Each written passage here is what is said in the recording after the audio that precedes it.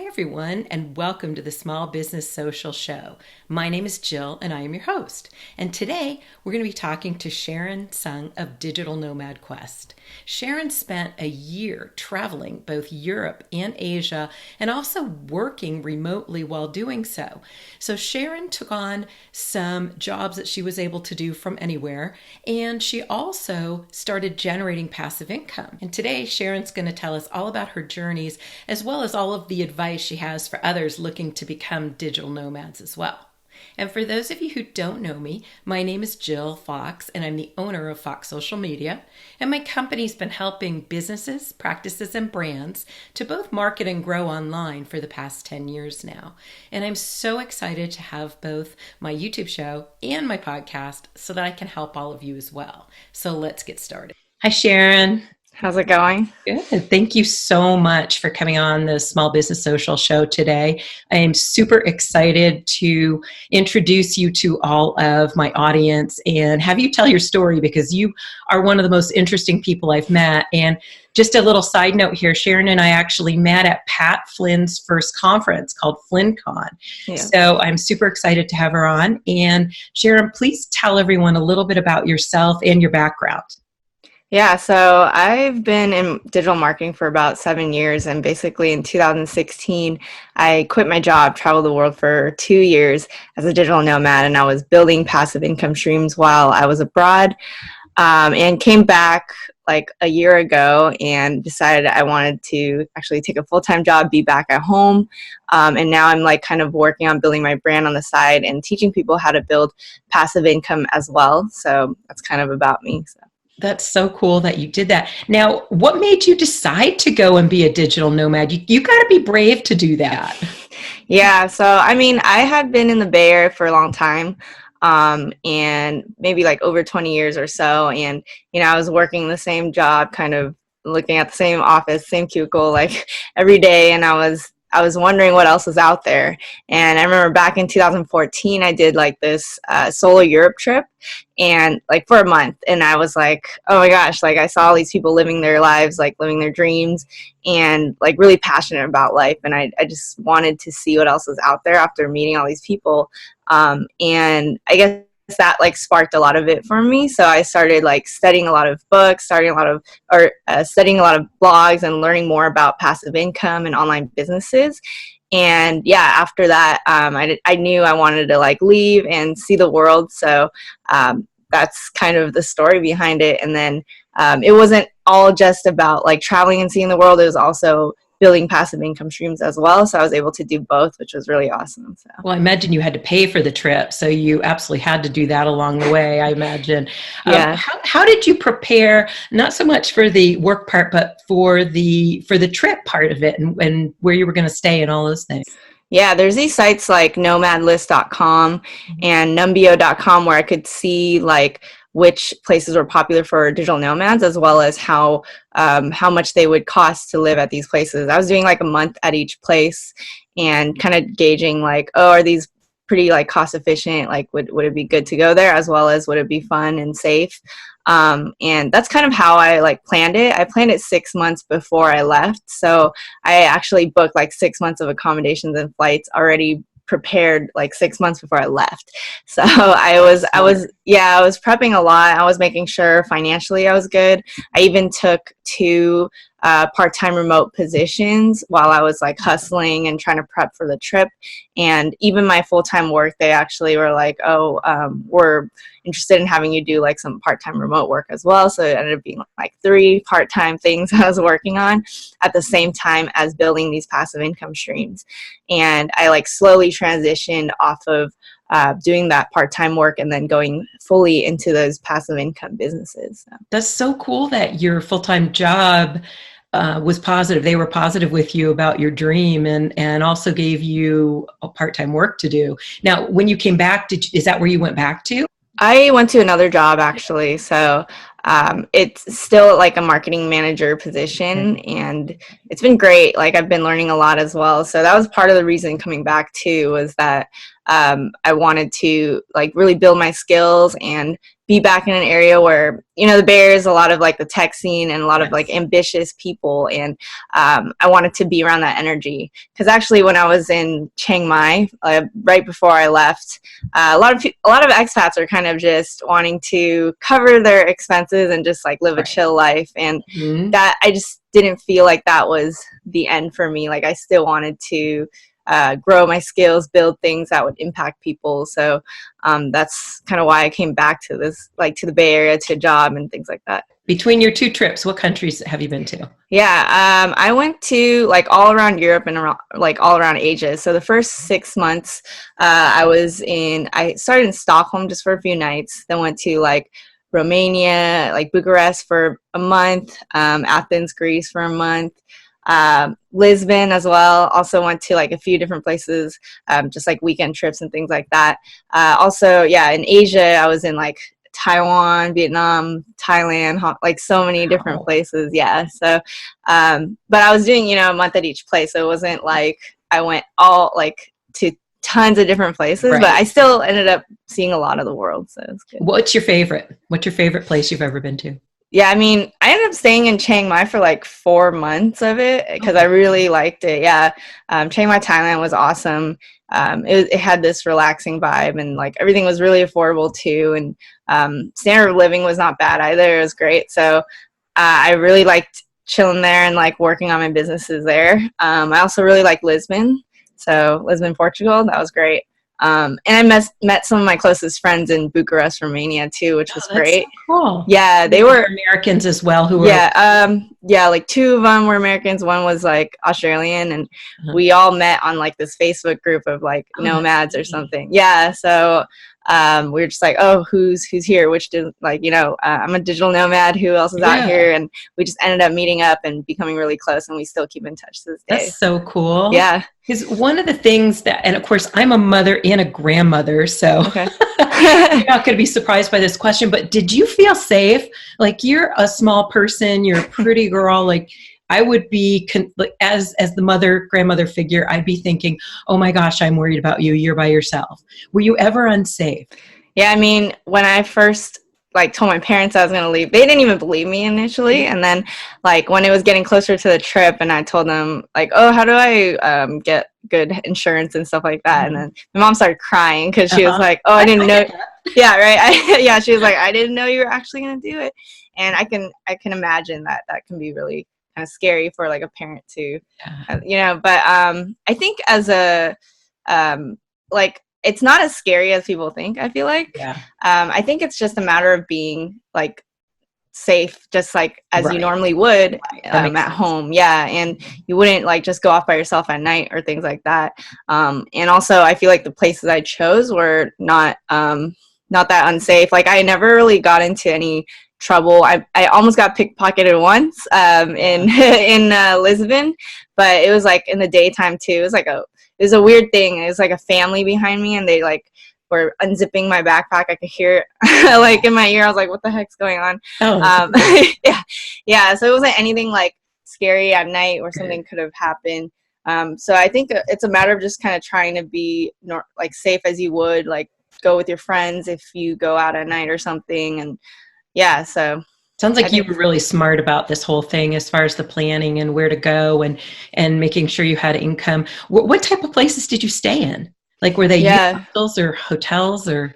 I did like Airbnbs. So I mean, I've done like the shared hostel experience before, but I can't do that anymore. I think I'm getting too old for that or something, but it's still a great place to like meet people though. So hostel life is still great, but I like to have my own room or the whole apartment or whatever. So I just use Airbnb and the rates were really cheap actually. So I think each place I stayed was like around $500 a month or less. Oh my gosh. Yeah. So you're from San Francisco. Exactly. I'm from Orange County. So we're both thinking, let's see, we couldn't rent a pile of dirt for $500 a month. Exactly. You know, where we are. Oh my gosh, I can't even imagine. So that's really good. Yeah. And I mean, I feel like it was I was thinking about it financially too, that, you know, I think San Francisco rent is like $1,500 a month or something for someone to have roommates, you know, and everything. I'm surprised you can get it for that, honestly. Well, yeah, you'd have to have like 2 roommates or something like that to get that price. And and I was traveling for like $1,400 a month, like everything included. Gosh. Yeah, like accommodations, flights, entertainment, food, everything is really cheap. So I thought it was pretty financially responsible decision while I'm building my businesses. So. Now, how did you meet people in the Facebook group, but did you find you were able to connect with a group of people doing something similar everywhere you went, or were you meeting the local people? And do you speak any other languages? I mean, I do. I speak Mandarin and Cantonese, but I'm not that good though. I still spoke English wherever I went, and so most of the people that like I would meet up with was online, so maybe like Facebook groups, but also I joined this thing called Nomad List. I mentioned it earlier, and it has a Slack channel, so it would have like each country. So it'd be like, I'd be like, oh, is anyone in Lisbon in the Lisbon channel? So it'd be like a ton of us would just meet up, and it would be pretty easy. Also, there were like co-working spaces at a lot of these places, and you can meet people that way. I did meet locals as well. It was really, just like randomly saying hi to people and stuff like that. So there are different ways to meet people, and I also feel like the digital nomad community is getting a lot bigger now. So more and more people are becoming digital nomads, and I'm sure you can find a community when you're like out there. So the other question I want to know is about the work. Like, what types of work did you do? Exactly what were you doing, and how did you get that work? Yeah, so the part-time positions when I first started, like before I was really building that passive income, I was creating ads for like Facebook ads. I was managing Facebook ads as well. And then I had the marketing manager position at the startup where I went kind of more part-time work, and a lot of it's like digital marketing, right? And then after that, I was transitioning to those passive income streams, which included like Etsy. So I would sell digital downloads on Etsy, so like Photoshop templates and stuff like that. And I guess I have sort of a graphic design background, like a bit, so I would use like Photoshop to like make these templates, and started building that shop, and it still to this day makes me good passive income. I also use Amazon FBA and Merch by Amazon. So maybe you've heard of it, but I've done it. Oh, you've done it. Okay, awesome. My son is a big YouTuber who teaches Amazon FBA. Oh, okay, that's awesome. And he taught you how to do it? Or? Oh, okay, nice. Okay, yeah. So I mean, I guess whoever doesn't know, it's like basically you have inventory shipped to the warehouse, and the warehouse actually does all the shipping and fulfillment for you when you get orders. So it can be kind of passive income streams if you kind of work with a manufacturer and you just let them know when you need to restock it, and then it gets sales, right? So that was one method, as well as Merch by Amazon. So I don't know if you've heard of it, but it's like kind of So it's like you're uploading shirt designs or like apparel designs, and Amazon's going to print and fulfill your orders as well for you. So like if anyone likes your shirt on Amazon and they want to buy it, you don't actually have to like print those shirts. Like Amazon's going to do that for you. And then another way is like I've been building up this blog for four-ish years now, or maybe you've got a great blog on your website. Now I will link to all of that in the show notes in the description as well. Awesome. Thanks so much. Where I teach people how to do kind of what I did, right? So I make money through like affiliate marketing as well. I have a course out as well on like building passive income through Etsy. So these are just different ways that I started making money while I was traveling. Wow, you really looked into every possibility and then chose what would work for you. Because most people say, I'm going to do A, but you did A, B, C, D, E, F, G. You did everything. I mean, I think it was kind of part of what I was trying to do of like, okay, I'm going to experiment with all of these and then document on my blog so you can learn what I'm doing. But I do find it's probably better to like just do one and then focus all your time on it and then move on, which is kind of what I did. So, the beginning of it was all Etsy. Like I just spent most of my time on that and then documenting the process on my blog. And then like when that was kind of getting that recurring income, I was like, okay, let me try a different one and let me try a different one. So now it's really like about building my blog, teaching people how to do this, as well as my YouTube channel now. Right. I do find it more fulfilling. So when I was leaving the travels, I remember I was just feeling kind of unfulfilled. Like I was building these little passive income streams, but I wanted to like, yeah, you can achieve financial freedom through it, but ultimately, I think if you don't have like a purpose and you're not like working towards something where you're making impact as well as you're doing something you're passionate about, it's not as like fulfilling or happy. So Totally agree with you. yeah, so that's something I kind of realized, and that's why like I came back, and now I'm feeling a lot more fulfilled trying to teach people how to do this stuff. Like when people kind of ask me and are interested in what I'm trying to do, and I can provide that knowledge, it's pretty fulfilling. Well, so. and you've been there, done it. And Yeah. that's the type of person people want to learn from, is somebody like you. I mean, a lot of times when I look up, successful people, I always check, what they've done, their backstory. And I know when I first started blogging and things like that, I wasn't killing it yet or anything. I was just blogging when I was like, even before I left, like when I was not happy at my job, I was like, I hate this right now. Like I'm like just blogging about my feelings and documenting the process from even when I had nothing going on with these passive income streams. And I think people actually appreciate that realness of like, even when before you're like successful or anything, just like keeping it real, what you're doing at the time and like how you're feeling about things. Like people actually appreciate that realness. So. I think they really do, and they trust you more when you are real. And what was your budget? So you were saying that you were finding it way less expensive than living in San Francisco, obviously, which pretty much everywhere is. What was your total budget? What were you able to live on over there? Yeah, so I decided to like Google spreadsheet everything I was spending and things like that, just to like prove to people that travel isn't that expensive. And so like around 9 months time, I ended up spending like 11,000 something, which was 1,400 a month. That's unreal. So yeah, so I tracked every single like dollar of spend so that people can see that. Reason I did 9 months is that the 3 months like during that first year, I was like sometimes I would visit my parents in Hong Kong and things like that. So I was trying to get like the most accurate information. And yeah, it's like a lot cheaper than people would imagine. It's a matter of like careful planning as well as, I think like I still ended up being able to go out and have fun, like, eat out like every day. I was reading that on your blog. Oh, that's you did? So cool, because who wants to cook? I don't like to cook, so I get that. Okay, yeah, I agree with that. So it really is like a matter of planning and like seeing what places are more affordable and like what can fit your standard of living. And you can use like that site numbeo.com where you can see like for each thing, like how much does it cost to eat out, how much does it cost to awesome. So yeah, these resources are really helpful, and that helped me book a lot of it.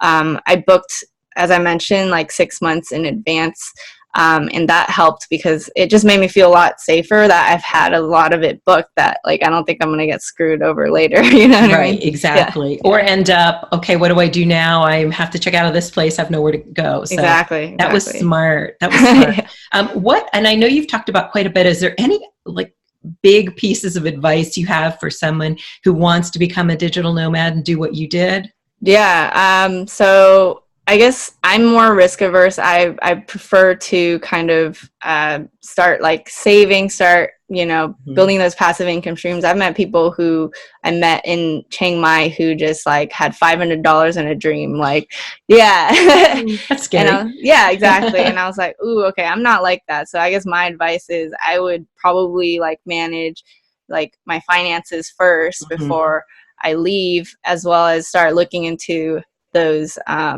maybe remote positions if you're not ready to build passive income streams right away, and then and start studying a lot. So that's what I did. I studied a lot of books and blogs to learn more about online businesses and passive income, as well as for me, again, I booked stuff in advance. I would do the exact same thing. So I would kind of do the preparation first and then go out there. I would take action as well. A lot of people talk about it and they don't actually do it. So a lot of it is executing. So yeah, that's true. A lot of people are, and like me, I would never be brave enough. So it's cool that you did it, and I love that you did it smart. The mommy grandma part of me loves that you did it so smart. Awesome. Now, how did you acclimate back to life in San Francisco? Was it hard? It wasn't really hard because I feel like every time I went to a new place, it felt like the same way. The first few days, it's like, oh, this is new, this is interesting, and then after, a week, you already like get used to it. And I think, I've been here for a long time. Just coming back home, like, okay, I know how this is. And after a week, I already got used to everything, and I got to hang out with my friends, my family, and just felt like home again. So, So that was good. So there was no real problem with that part. Yeah, I mean, I think it was because I was ready too, because That's a good point. Yeah, because after those 2 years, I had the feeling of like I wanted more fulfillment. I wanted to be around ambitious people, and I was ready for that stage of my life.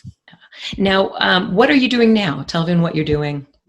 So I'm building up, so my site's digitalnomadquest.com, and I'm like blogging a lot on that site, as well as doing YouTube videos now and podcasts as well, actually. So you can find me on Sharon, last name Tseung. My podcast is Digital Nomad Quest podcast with Sharon Tseung. And a lot of it's just really teaching people how to do the same things. I'm also working as a marketing manager at a startup, so kind of doing both at the same time, and I'm happy about it. Yeah, you have a lot of fun things going on. And okay, you guys, I'm going to throw a clip in here too to make it even more unbelievable that Sharon has all these talents. Well, guess what? She sings too. And she's actually really, really good. So with her permission, and I know she's given it to me already, I'm going to throw a clip of her music video in here.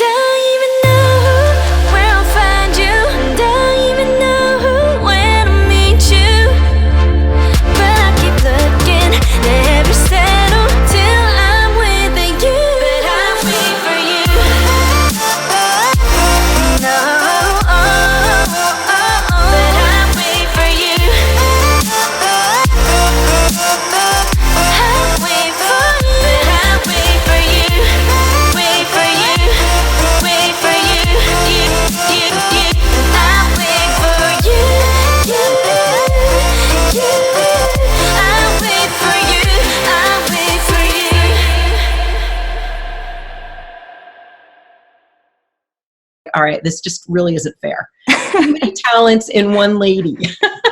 Thanks so much. But tell everyone about your course too, the Etsy Entrepreneur course. Yeah, so it is basically the blueprint of how to go from $0 to $1,000 a month of passive income on Etsy. So it's focused on digital downloads, but I think anyone who wants to start making money on Etsy, even if it's a physical product, you can learn a lot through the course, because I talk about different marketing strategies, how to rank on Etsy, based on their algorithm and stuff like that. So yeah, I basically take you step by step from beginning to the end. So, and why Etsy for digital downloads? Like, what made you choose Etsy and not, I don't know, Amazon or Shopify or another site? Yeah, I mean, I don't think Amazon really has that much.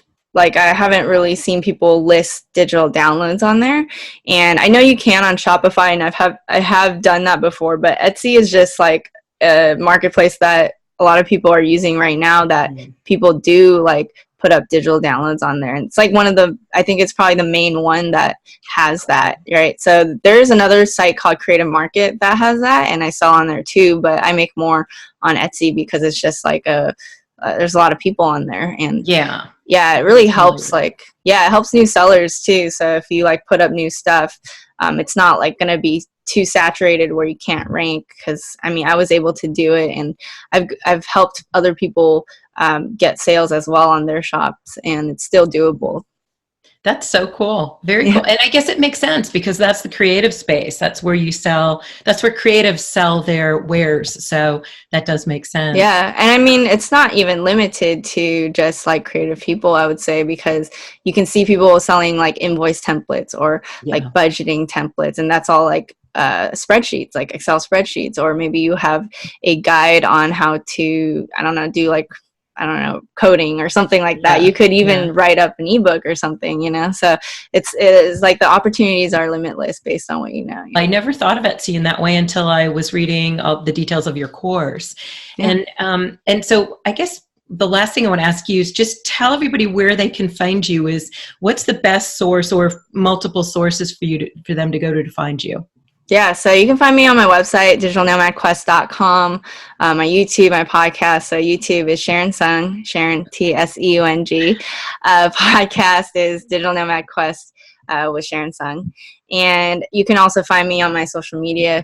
It's all Sharon Tseung as well. So if you want to find me on Instagram, Facebook, whatever, just find my name. Okay. And you made that really easy for everyone. And I'm laughing because every time I went to email you, I had to look up how to spell your last name again. Oh, gosh. Yeah. With that. It is confusing. Yeah. It's really not that hard. And I keep saying, I look it up and go, that is not even hard, Jill. Why can't you remember that? It's the EU. Like, people actually, I have to spell Fox for people because you wouldn't believe what Wow, really? That's crazy. Well, thank you so much for being on this show today. And I think you are super interesting. And I think you've given people quite a bit of great content and not only a lot to think about, but also a lot of steps to take if they want to follow in your footsteps. And I'll make sure to link to, all of the things you mentioned in the show notes and description. But thanks so much again for being here today. Yeah, thanks for having me. Thank you so much for joining both Sharon and I today. And if you haven't already done so, please remember to subscribe because every week I'll be bringing you information that's going to help you build, market, and grow your small business, your practice, or your brand. Thank you again, and I'll see you next week.